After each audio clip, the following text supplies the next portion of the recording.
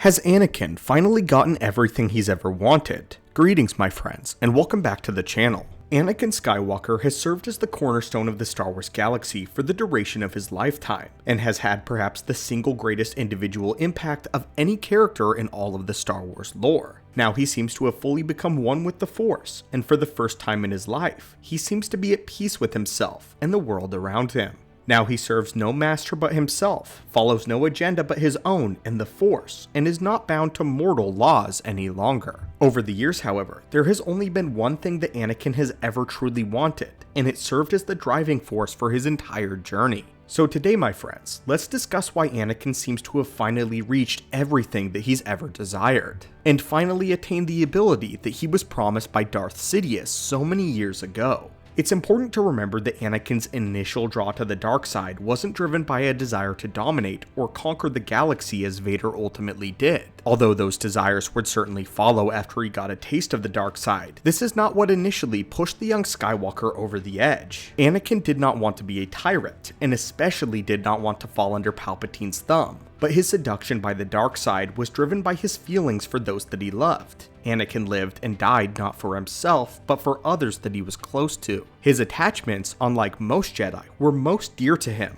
He sought the power of the dark side to keep his loved ones from dying, and when he found out that Padme was destined to die at the end of the Clone Wars, he found a mission for himself. Immediately, Anakin began searching for ways to possibly save her life. Unlike how he had failed to save many Jedi over the course of the Clone Wars, and even his very mother. Anakin at first tried to do so through the Jedi way, but since he couldn't disclose his relationship to the Council, he had to do so in secret. This is the entire reason why he wanted the rank of Jedi Master in the first place in Legends, as Jedi Masters have access to their own branch of the archives that is forbidden for other Jedi. If he had attained this rank of Master, then he would have been able to search through the ancient Jedi and Sith texts for artifacts that resided on Coruscant, anything, hoping to save Padme's life. Given what we know about the power of the Force, it's likely that he may have actually found something.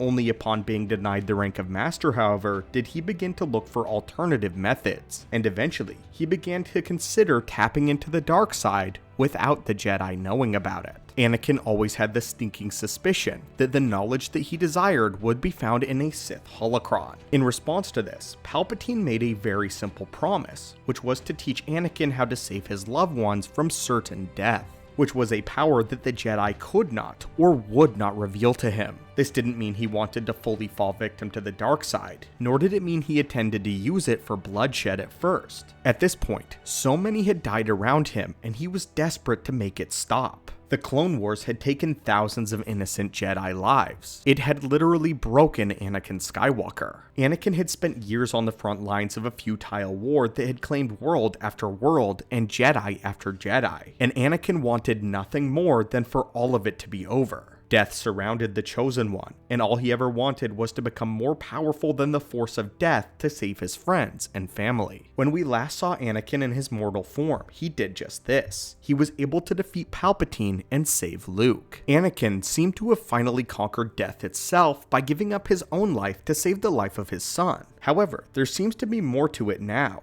We were led to think that this was how the Chosen One would bring balance, by destroying Sidious and himself. But now that Anakin seems to have transcended the mortal plane, it's possible that there's something more going on. Within the world between worlds, Anakin finally seems to have reached the only power that he ever really wanted. From the Virgin Scatter, he was able to save Ahsoka from dying, just like he always wanted, and Palpatine's promise finally came true. Only Anakin achieved it on his own. Anakin now has the power to avert death. Or so it would seem. But now comes with this much more responsibility. Anakin has the responsibility to maintain the integrity of the galaxy, as the now living embodiment of the balance within the Force, be it a Mortis god or part celestial. This even suggests that he can't outright choose who gets to live and die. If his saving someone would upset the balance, then not only does he need to allow them to die, but it appears that even here, there is nothing he can do to prevent it if he wanted. Or rather, he has come to the realization that he should not prevent it, that everything is as the Force wills it. What's interesting though is that Anakin first comes across Ahsoka, he asks what she remembers. When she tells him about her battle with Baylan, Anakin responds with good. That means that there's still a chance. What this is to say to us is that Anakin can't outright decide who lives and who dies, but he has a fighting chance to save Ahsoka with his newfound power, if Ahsoka chooses to save herself. Anakin cannot simply return Ahsoka to Cetos and give her life back once again.